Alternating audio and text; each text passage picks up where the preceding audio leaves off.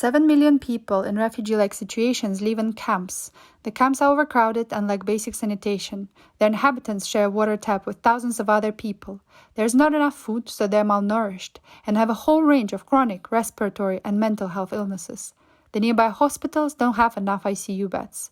Self-isolation has been imposed by many countries to combat COVID-19. But how do you isolate when you live in a trampoline-covered shelter less than a meter away from your neighbor?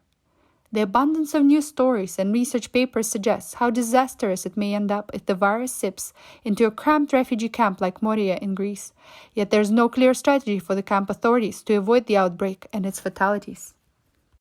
We believe one solution is to simulate the camp environment using epidemiological models and assess the outcome of potential interventions.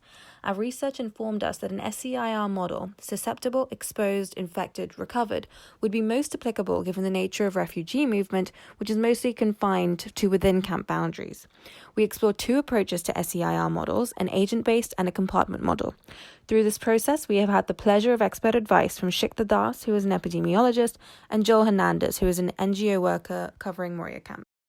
The agent-based model aimed to capture how the different activities performed by the agents within the system, like visiting the health clinic, markets, and washing facilities, affect the dynamics of spread of the virus. The agents are located on digital prototype of the Moria camp with different functions. In this simulation, we programmed 3 different interventions that are possible in the refugee camp, wearing PPE equipment, isolating vulnerable individuals, and total lockdown. Contrary to the agent-based model, the compartment model assumes the total population is homogeneous. In particular, R0, the incubation time and the infection period was set to the same values as Princess Diamond cruise ship based on the advice from Shikta, our advisory epidemiologist. We have a special section on our website called Model Card that outlines the detailed assumptions, explanations, and limitation of the model in order to open the black box.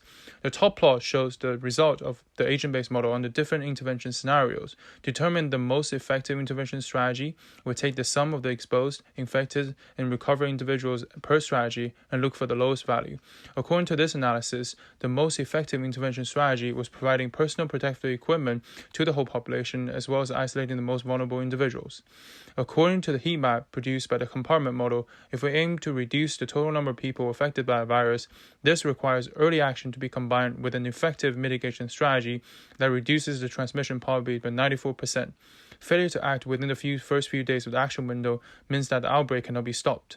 The model's output are further summarized on the left. We hope our work can serve as a tool for the NGOs and camp authorities to mobilize and to prepare suppression strategies. We believe the tool can have the power to save many lives.